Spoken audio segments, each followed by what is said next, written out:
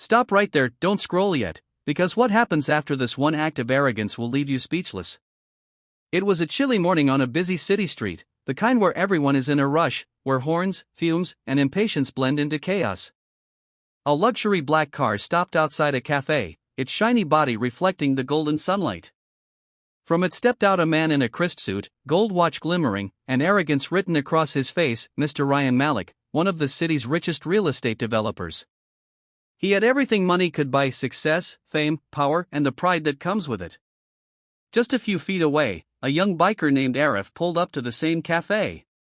His jacket was torn, his gloves old, and his bike, though clean, showed its age. He worked as a food delivery rider, racing through the streets every day to earn just enough to keep his younger sister in school and his ailing mother's medicines on the table. Fate brought them both to the same cafe that morning. Arif parked his bike and hurried to pick up an order, while Ryan, sipping his steaming cup of coffee, waited for his driver to bring the car closer. But when the biker accidentally brushed against Ryan's designer sleeve while passing through the narrow doorway, a few drops of coffee spilled on the rich man's pants. Ryan's temper flared. "Watch where you're going, you filthy biker," he shouted, his voice echoing across the cafe. People turned. Arif immediately apologized, bowing his head. "I'm really sorry, sir, it was an accident." But Ryan's pride was already wounded. In a moment of cruel impulse, he flung the rest of his hot coffee straight at Arif's face. The steaming liquid splashed across Arif's cheek, and he stumbled back, clutching his burning skin. The crowd gasped, but no one intervened. Ryan smirked, threw a few bills on the ground, and sneered, "That should cover your damages." Arif said nothing. His eyes watered not from the burn, but from humiliation. He quietly walked out, climbed back on his bike, and rode off into the cold wind. But that day something changed inside him. He decided he would no longer let the world treat him as invisible. Weeks passed. Arif worked harder than ever. He took double shifts, spent nights studying online business and marketing. His sister, who was studying graphic design, helped him create a website for local writers, a delivery platform built to support small vendors who couldn't afford the big app's high commissions. Slowly, the app, SpeedServe, started catching attention. Customers loved the affordable service, and writers loved the fair treatment.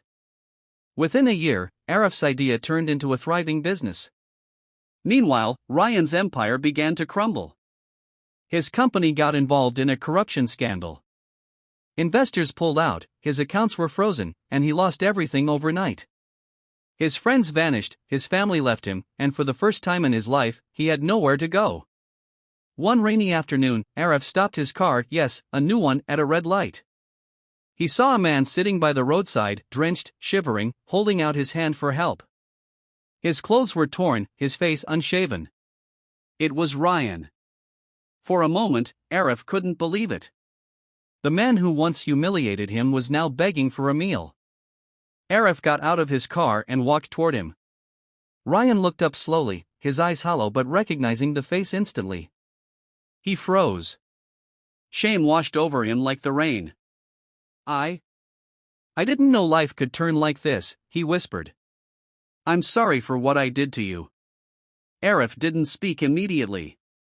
He took off his jacket, wrapped it around Ryan's shoulders, and handed him a cup of hot coffee he had just bought. "Everyone deserves a second chance," Arif said softly. "What matters is what you learn after losing everything." Ryan broke down, tears mixing with rain. That cup of coffee, the same thing he had once used to hurt another man, now warmed his trembling hands. The story of Arif and Ryan spread across the city like wildfire after a bystander filmed the scene. People were moved not by Ryan's fall, but by Arif's compassion. He didn't seek revenge, he showed forgiveness. And that's what made him truly rich. Life is unpredictable.